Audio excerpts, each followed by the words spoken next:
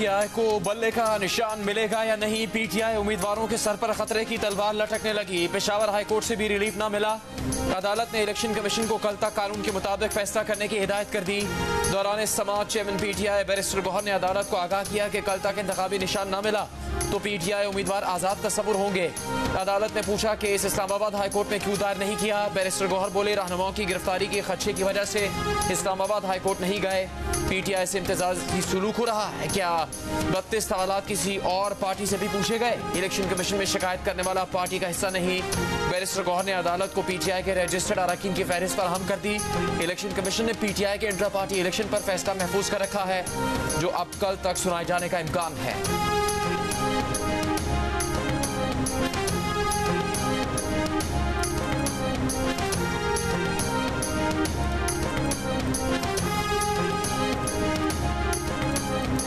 Toshakhana case में बानी PTI की नाअहली बरकरार। इस्लामाबाद हाई कोर्ट से रिलीफ ना मिला।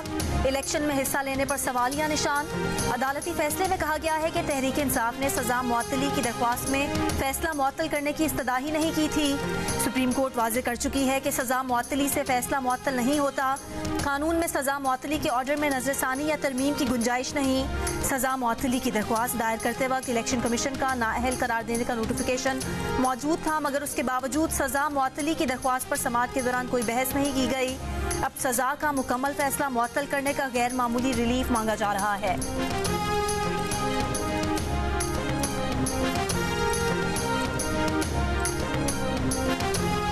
कल नॉमिनेशन पेपर फाइल करने की आखिरी तारीख है, इसलिए बहुत बड़ा खदशा होगा कि हमारे सारे कैंडिडेट वो इंडिपेंडेंट बन जाएंगे, जिससे आईनी तौर पर जो जमहूरी हुकूमत बनेगी या जमहूरियत का तकाजा है वो पूरा नहीं होगा, बल्कि हार्स ट्रेडिंग शुरू होगी।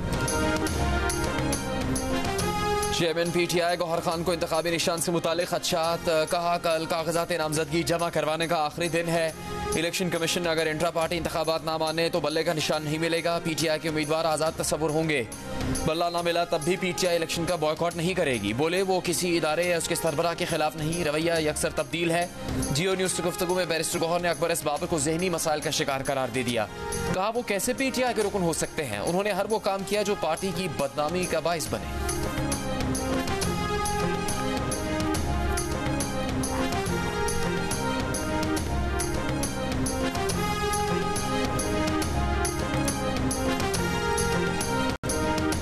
अकबर एस बाबर जो है वो कहता है कि मैं अब भी पीटीआई का हिस्सा हूँ, रुकन हूँ। मैं समझता हूँ उसका कोई मेंटल कंडीशन ही है। कैसे वो मेंबर है, कैसे वो बानी हो गया तो हमेशा के लिए होगा कि पार्टी का कोई बंदा हमेशा मेंबर होता है। इलेक्शन कमीशन ने ANP intra party election case का फैसला महफूज कर लिया। दौरान समाअत चीफ इलेक्शन कमिश्नर ने कहा कि कोई उज़्र नहीं है कि इंट्रा पार्टी इलेक्शन ना कराए जाएं। लगता नहीं कि आप अगला इलेक्शन अपने निशान पर लड़ पाएंगे। हो सकता है एएनपी को तौसी मिले, हो सकता है ना दें। आपको तो 3.5 साल बाद ही इंट्रा पार्टी इलेक्शन की तैयारी करनी चाहिए थी। 5 साल के बाद तो कमीशन इंट्रा पार्टी इलेक्शन की तौसी नहीं दे सकता। इलेक्शन कमीशन ने एएनपी के वकील का मौक़िफ़ था कि आम इंतखाबात हो रहे हैं, अगर इंट्रा पार्टी इलेक्शन कराएंगे तो मामला उलझ जाएगा।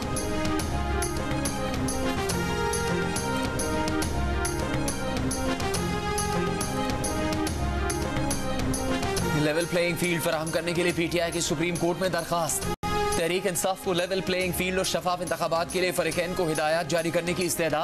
दरखास्त में कहा गया है कि पीटीआई के उम्मीदवारों से कागजात नामजदगी छीने जा रहे हैं, हरासमेंट किया जा रहा है। पीटीआई को इंतखाबात में हिस्सा लेने का मसावी हक दिया जाए।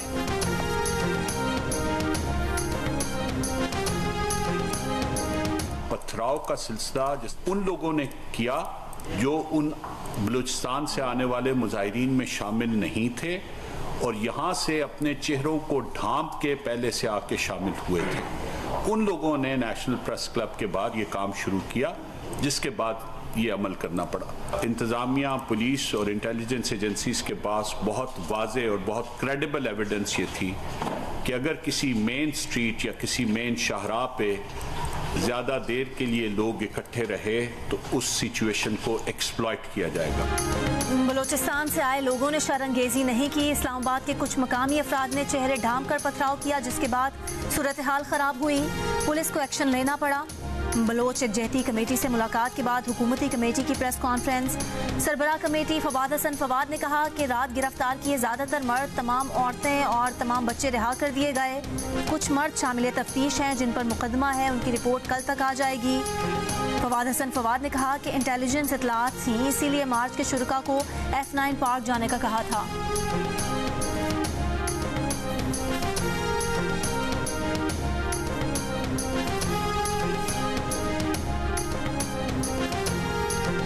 इस्लामाबाद हाई कोर्ट में बलोच लॉन्ग मार्च के शुरका की गिरफ्तारी और क्रैकडाउन के खिलाफ दरखास्त की समाअत। IG इस्लामाबाद ने कहा मुजाहिरीन के पास डंडे थे और उन्होंने पत्थर मारे जिससे कुछ लोग जख्मी हुए। चीफ जस्टिस आमिर फारूक ने रिमार्क्स दिए कि ये पाकिस्तानी शहरी हैं और एहतजाज तो उनका आईनी हक है, किसी ने कोई दहशतगर्दी तो नहीं की। अदालत ने IG को हुक्म दिया कि कल तक बताएं कितने अफराद जुडिशल हुए, कितने गिरफ्तार हैं और कितने रिहा हुए।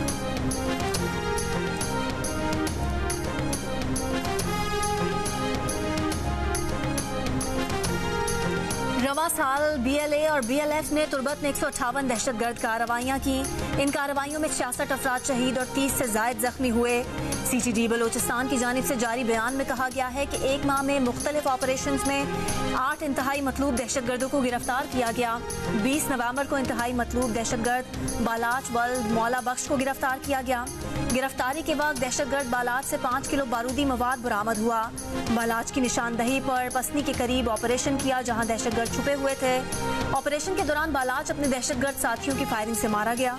CTD बलोचिस्तान के बयान में कहा गया है कि ऐसे दहशतगर्दों के लिए बलोच एकजहती काउंसिल का एहतजाज फहम से बालातर है।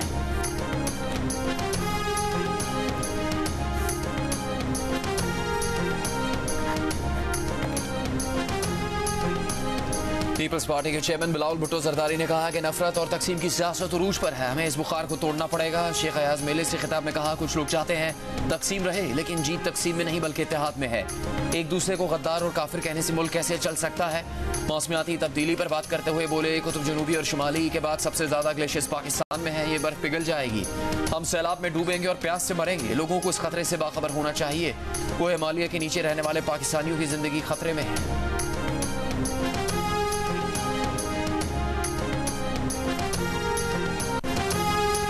माँ की याद में नज्म ने बेटे को रुला दिया। बिलावल भुट्टो जरदारी के सामने अयाज मेले में शायरा और अदीब सहर इमदाद हुसैनी ने बीबी की याद में नज्म पढ़ी तो बिलावल आप दीदा हो गए। तवज्जो से नज्म सुनते रहे, आंखों में आई नमी को बार बार रुमाल से पोंछते रहे। मुस्लिम लीग नून के कायद नवाज शरीफ ने कहा कि पाकिस्तान की अक़लियतें मुल्क का कीमती असासा हैं। कौन मुस्लिम है कौन गैर मुस्लिम है, हमने कभी कोई इम्तियाज़ नहीं किया। अक़लियतों की मखसूस नशिस्तों के लिए पार्टी उम्मीदवारों से खिताब में कहा कौमी लीडर्स के सामने पूरी कौम होती है, उनके लिए सब बराबर हैं। जंगों में भी अक़लियती बिरादरी के लोगों ने कुर्बानियाँ दी। कायद आज़म के कई साथी मसीही और हिंदू बिरादरी से थे, पाकिस्तान बनाने में किरदार अदा किया।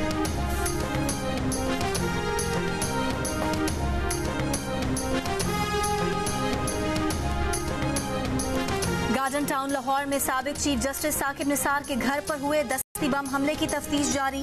साबिक चीफ जस्टिस के घर CCTV कैमरे नहीं, तहकीकाती इदारों ने इलाके को 2 CCTV वीडियो हासिल कर ली। वीडियो में मोटरसाइकिल पर सवार 2 अफराद को आते जाते देखा जा सकता है। पुलिस ज़राए का कहना है कि साबिक चीफ जस्टिस की बहू हमले से 15 सेकंड पहले मुतासरा गाड़ी के करीब से गुजरी थी। साकिब निसार उसी कार पर चंद मिनट पहले डॉक्टर से चेकअप के बाद घर पहुंचे थे। फोरेंसिक टीम का हमले की जगह का मुआयना, शवाहिद जमा किए। दस्ती बम हमले का मुकदमा कांस्टेबल की मुद्दत में दर्ज, दहशतगर्दी और दीगर दफात शामिल।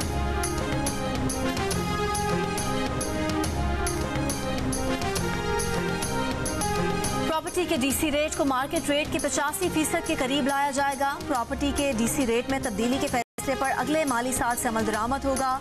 विफाक और सूबों में अलग अलग GST रिटर्न की बजाय एक रिटर्न फाइल होगा। पाकिस्तान ने $35 करोड़ कर्जे के लिए वर्ल्ड बैंक की GST रिफॉर्म समेत मुख्तलिफ शराइत मान ली। पाकिस्तान ने गर्दिशी कर्जों में कमी, पेंशन रिफॉर्म्स और 15,000 या इससे ऊपर के प्राइस बॉन्ड्स की रजिस्ट्रेशन कराने की वर्ल्ड बैंक की शराइत को भी तस्लीम कर लिया।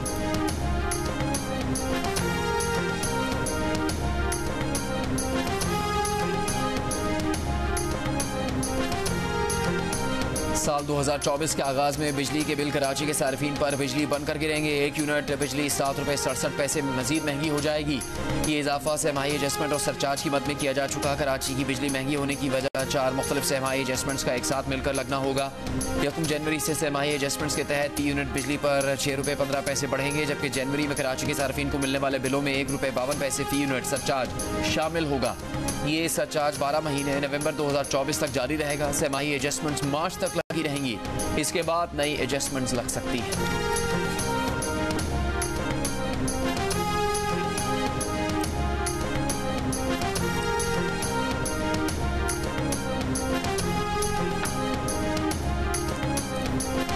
साइफर केस में इन कैमरा ट्रायल के खिलाफ बानी पीटीआई की दरख्वास्त पर इस्लामाबाद हाई कोर्ट में समाअत।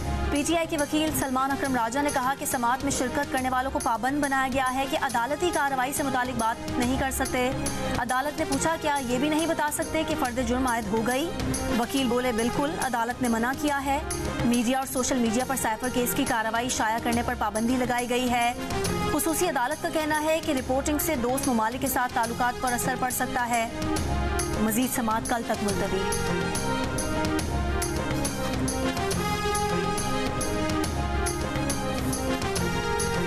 बानी पीटीआई ने अडयाला जेल में अपने कागजात नामजदगी पर दस्तखत कर दिए। मौलाना फजलुर रहमान ने डेरा इस्माइल खान के साथ साथ पिशीन से भी इलेक्शन लड़ने का फैसला कर लिया। डेरा में उनके मुकाबले में पीपल्स पार्टी के फैसल करीम कुंडी सामने आ गए। शेख रशीद का रावलपिंडी के 2 हलकों NH56 और 57 से कलम दावत के इंतखाबी निशान पर इलेक्शन लड़ने का फैसला। फैसलाबाद में भी इंतखाबी दंगल तैयार। राना सनाउल्लाह NA100 फैसलाबाद से मैदान में उतर आए। NH96 से तलाल चौधरी, NA97 से इस्तेहकाम पाकिस्तान पार्टी के हुमायूं अख्तर और NA104 से राजा रियाज किस्मत आजमाएंगे।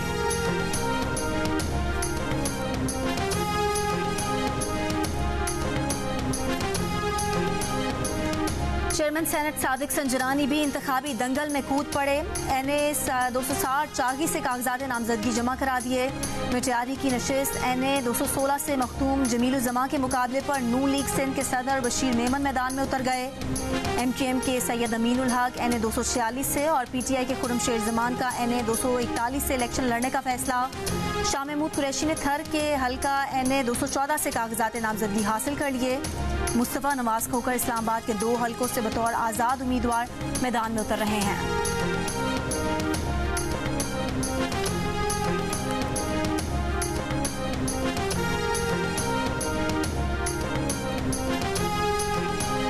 सियालकोट में कागजात नामजदगी जमा करवाने के लिए जाने वाले PTI उम्मीदवार हैदर अली को पुलिस ने रिटर्निंग अफसर के दफ्तर के अंदर से हिरासत में ले लिया। PTI के वकला और हामियों का पुलिस से तसादुम, पुलिस वैन के शीशे तोड़ दिए।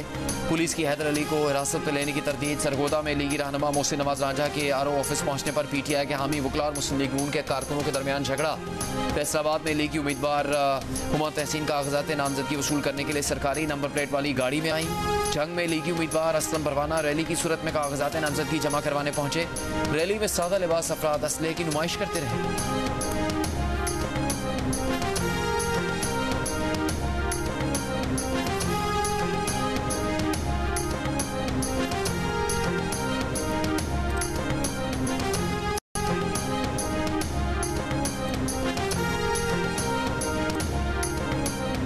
PTI के सदर परवेज इलाही का कौमी और सूबाई असम्बली के 3 हलकों से इंतखाब लड़ने का ऐलान। इस्लामाबाद की अदालत में पेशी पर परवेज इलाही की शेख रशीद से मुलाकात। शेख रशीद की हिमायत का भी ऐलान। मीडिया से गुफ्तगू में परवेज इलाही ने कहा कि वो बैरिस्टर गौहर के चेयरमैन बनने पर मुत्तफिक हैं। इलेक्शन फ्री एंड फेयर न हुए तो मुल्क में तारीखी बहरान आएगा। लेवल प्लेइंग फील्ड क्या, हमें तो फील्ड ही नहीं दी जा रही।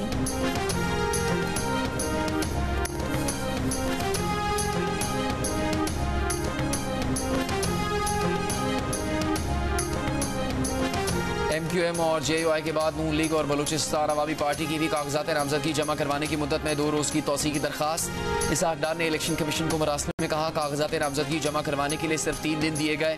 दस्तावेजात मुकम्मल करने के लिए वक्त दरकार होता है। बलूचिस्तान अवामी पार्टी के पार्लिमानी लीडर मंजूर काकड़ ने मरासले में कहा कि दस्तावेजात पूरी न होने पर कागजात नामजदगी मुस्तरद हो सकते हैं। पोलिंग की तारीख तब्दील किए बगैर इलेक्शन शेड्यूल में तरमीम की जाए।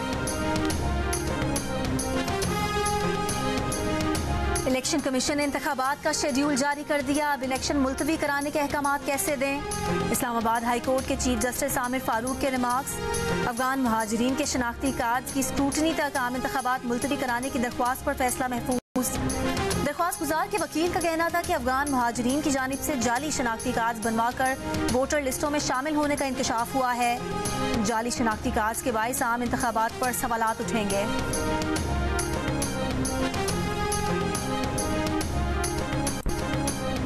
इसराइली फौज की रफा क्रॉसिंग और जबालिया कैंप पर शदीद गोलाबारी। हिलाल अहमर की इमारत का घेराव। 24 घंटों में 230 मकामात पर बमबारी। 100 से ज्यादा फलस्तीनी शहीद कर दिए। शहदा की तादाद 20,000 से बढ़ गई। मशरकी गाजा के कब्रिस्तान में इसराइल ने बुलडोजर से कब्रों को रौंद डाला। हमास के जवाबी वार तल अवीव पर नए रॉकेट हमले। गाजा में गुज़श्ता 72 घंटों में इसराइली टैंकों, बुलडोजर्स और गाड़ियों को नुकसान पहुंचाया। कई इसराइली फौजी हलाक। इसराइली फौज की ज़मीनी ऑपरेशन में अब तक 137 फौजियों के हलाक होने की तस्दीक।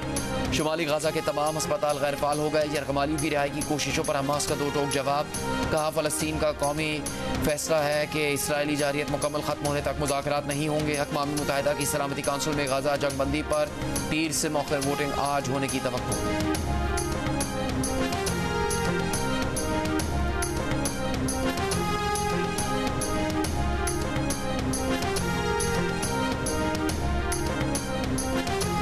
कराची में अगवा किए गए नौजवान मुश्तबा को वालिदा ने 12 लाख रुपए तावान देकर छुड़ाया। रिहाई के बाद अगवाकारों का मजीद 5 लाख रुपए का तकाजा। पुलिस की सच्चल घोट में कार्रवाई। 2 मुल्जिमान गिरफ्तार। 5 लाख रुपए और असलहा बरामद। बाकी के 7 लाख रुपए कहाँ गए अब तक पता ना चल सका। पुलिस ने मुल्जिमान का पता तावान की अदायगी के बाद चलाया। गिरफ्तारी की तफसीलात भी सामने न आई। नॉर्थ नाजिमाबाद के रिहायशी मुश्तबा को प्लॉट खरीदने का झांसा देकर 13 दिसंबर को अगवा किया गया था। मुराद सईद, हमाद अजहर, फारूक हबीब, अली अमीन गंडापुर, उमर अयूब, जुबैर न्याजी और जरताज गुल समेत PTI के 51 रहनुमाओं की नाकाबिले जमानत वारंट गिरफ्तारी जारी। वारंट इंसदाद दहशतगर्दी अदालत ने 9 मई को गुजरावाला कैंट पर हमले और जलाओ घेराव के मुकदमे में पुलिस की इस्तेदा पर जारी की।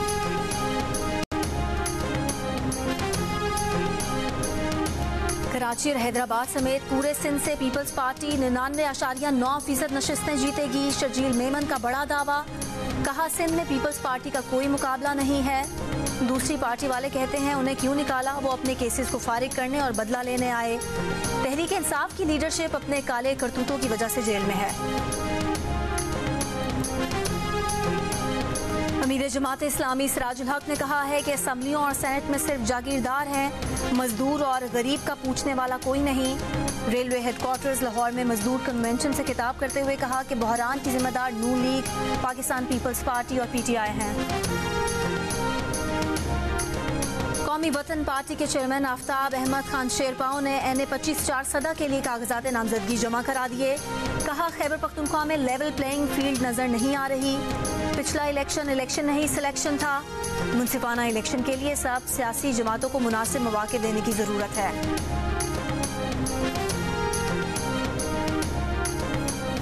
पड़ोसी मुल्क में चाय वाला वज़ीर आज़म बन सकता है तो मुजफ्फरगढ़ का चाय वाला पंजाब का MPA क्यों नहीं बन सकता। रिवायती सियासी जमातों से मायूस मुजफ्फरगढ़ के चाय वाले इशफाक भट्टी ने भी कागजात नामजदगी हासिल कर लिए। इलेक्शन जीत कर इलाके में यूनिवर्सिटी, स्कूल बनाने और दीगर तरक्याती काम करवाने का ऐलान। निगरान वज़ीर आला सिंध जस्टिस रिटायर्ड मकबूल बाकिर ने कहा है कि सूबे के जिन अस्पतालों का दौरा किया वहाँ मरीजों को अच्छी सर्विस नहीं फराहम की जा रही। कमिश्नर ऑफिस मीरपुर खास ने इजलास की सदारत करते हुए निगरान वज़ीर आला सिंध सिविल अस्पताल मीरपुर खास की इमारत तामीर न होने पर बरहम। अगले चंद दिनों में इमारत की तामीर का काम शुरू कराने की हिदायत।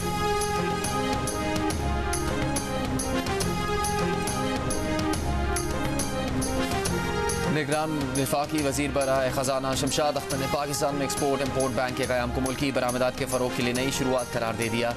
एग्जिम बैंक की लॉन्चिंग तकरीब से खिताब में कहा पूरी दुनिया में एग्जिम बैंक बैनुल-अक़वामी तिजारत और इक़्तिसादी तरक्की को फ़रोग़ देने में अहम किरदार अदा करते हैं। एग्जिम बैंक पाकिस्तान में एक्सपोर्टर्स को तिजारत, मालियात और इंश्योरेंस कवरेज फराहम करेगा। डिफ़ॉल्ट से बचने में मदद देगा। बैंक के जरिए एक्सपोर्ट फाइनेंस स्कीम का भी इंतज़ाम किया जाएगा।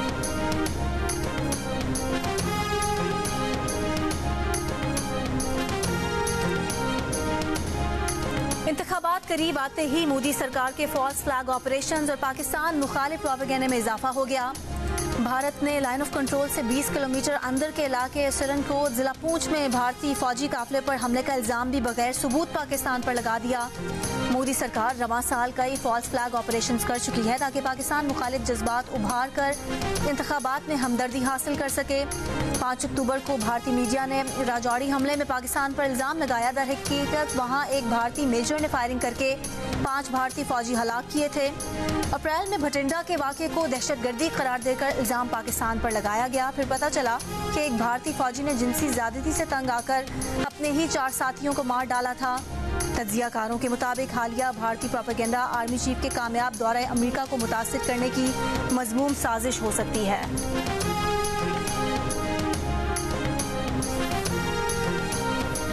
दौरा ऑस्ट्रेलिया में फास्ट बॉलर खुरम शहजाद की इंजरी के बाद पाकिस्तान टीम मैनेजमेंट का शाहीन शाह अफरीदी पर ज़्यादा बोझ न डालने का फैसला।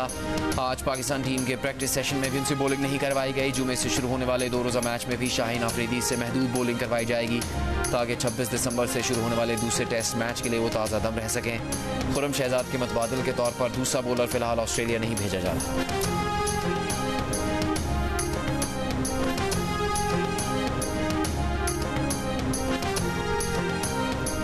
फलस्तीनियों से इजहार यकजहती के लिए बाजू पर पट्टी क्यों बांधी? ICC का notice. Australian opener Usman Khawaja के खिलाफ इंजबाती कार्रवाई शुरू कर दी। ICC के मुताबिक उस्मान ख्वाजा ने पर्थ टेस्ट में बाजू पर स्याह पट्टी बांधकर ICC के कानून की खिलाफ वर्जी की। उस्मान ख्वाजा को सिर्फ तंबीह किए जाने का इम्कान है। कौमी तराने के खालिक मकबूल शायर हफीज जालंधरी के गीत यादगार, चाहने वाले उनकी बरसी नहीं भूलते।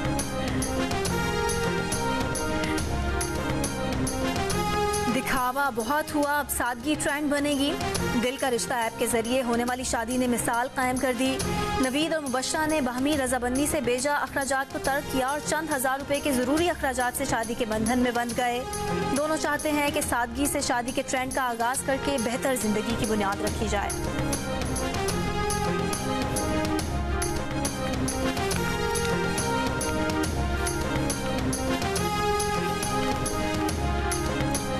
आपकी जो रियल वाइफ है वो आपकी दूसरी शादी करवाना चाह रही हो तो कितने पैसे लेंगे? रियल वाइफ ऐसी कहाँ होती है? हाँ, और ये ख्वाहिश मेरी तो ना हुई ना, फिर फर्स्ट वाइफ की ख्वाहिश हुई ना जी। लाजा अनु। आपको किस एक्ट्रेस ने टफ टाइम दिया? यार मेरे सामने एक एक्ट्रेस ऐसी आती हैं जो जितनी बार भी आई है ना वो छोड़ गए। मतलब कुछ ना कुछ ऐसा कर जाती हैं वो कि मैं सोचता रह जाता हूँ कि यार अच्छा अभी बहुत कुछ सीखना बाकी है। और उन साहिबा का नाम है सबा कमर। अरे अदाकार जाहिद अहमद का मनफी किरदार निभाने का तजुर्बा कैसा रहा? अगर बीवी ने दूसरी शादी की इजाजत दे दी तो करेंगे? जानने के लिए देखिए प्रोग्राम हंसना मना है कल रात 11:05 पर सिर्फ जियो न्यूज़ पर।